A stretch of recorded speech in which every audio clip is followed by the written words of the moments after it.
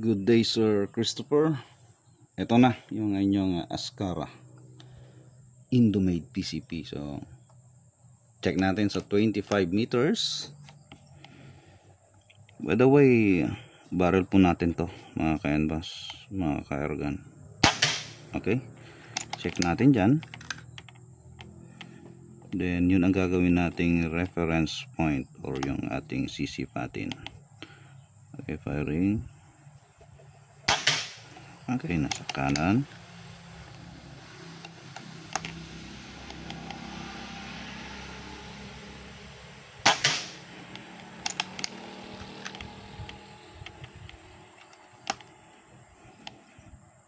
Unresized meter po ito, mga canvas. Bumalik, 1 hole na doon.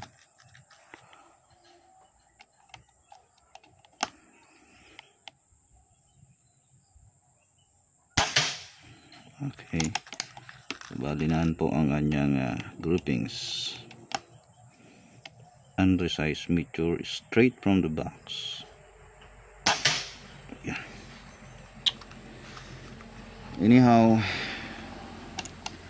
kung medyo gusto natin talaga, medyo premium pellet po gagamitin natin. Okay, so medyo mag-click lang ako konti, kukunin ko yung center to center nya. Okay, subukan natin dyan ulit kung papasok dyan sa butas na yan, yung maliit na butas na yan. Pumasok na. Try natin sa baba, mapapaganda natin yung groupings.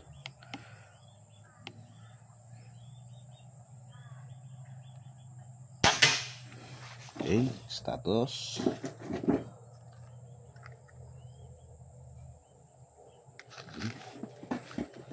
Sige. Chinek ko lang po, mga canvas, yung kanyang reg output. Okay, sa baba.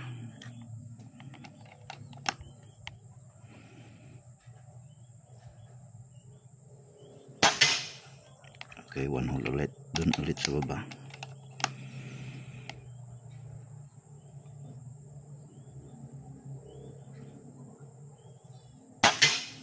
Medyo kumanan konti.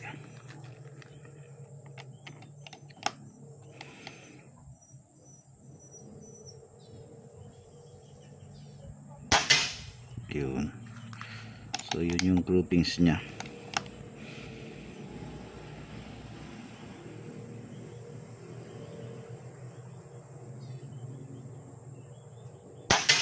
Ayan. So 3-0. Ayun. Then check natin kung papasok to ulit. Ka-envas, mahaba-habang video. Pasensya na. Okay, yun. Subukan na natin, punta tayo sa 60 meters agad. Kasi performance test tong chinecheck natin. Again, parallax. Ayun. Medyo okay. Bukan ko dito. Firing. Saan ang marka? Hindi natin nakita. Sa dami ng marka. Dito tayo. Okay. Saka kukunin ko lang yung kanyang tamang sipat sa 60 meters.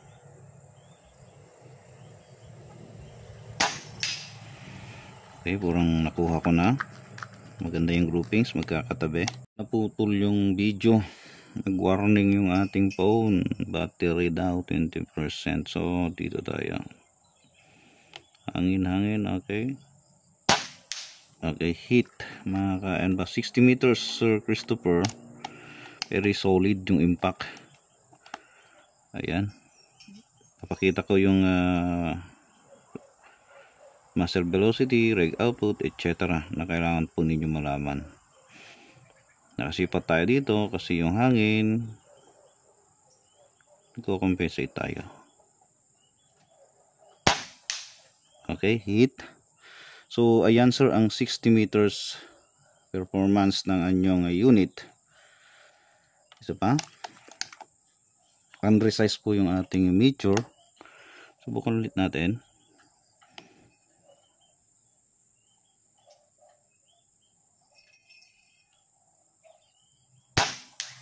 Okay, hit pa rin. So 1 inch po yan, sir.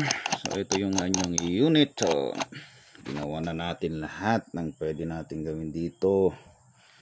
So for the info of everybody, nagpalit na po tayo din ng barrel. Kasi may kwento ako, diniscuss ko kay sir na yung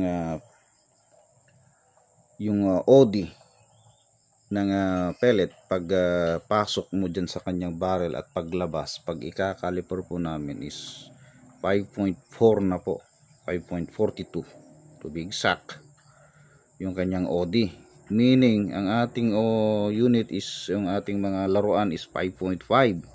masyadong malayo na po yun, nauunat po yung barrel. So trinay namin, ginawa namin lahat, ibabarrel up na namin sana namin, pero hindi pwede kasi pag pinilit natin mawawala po yung riffling ng barrel, magiging smooth bore na.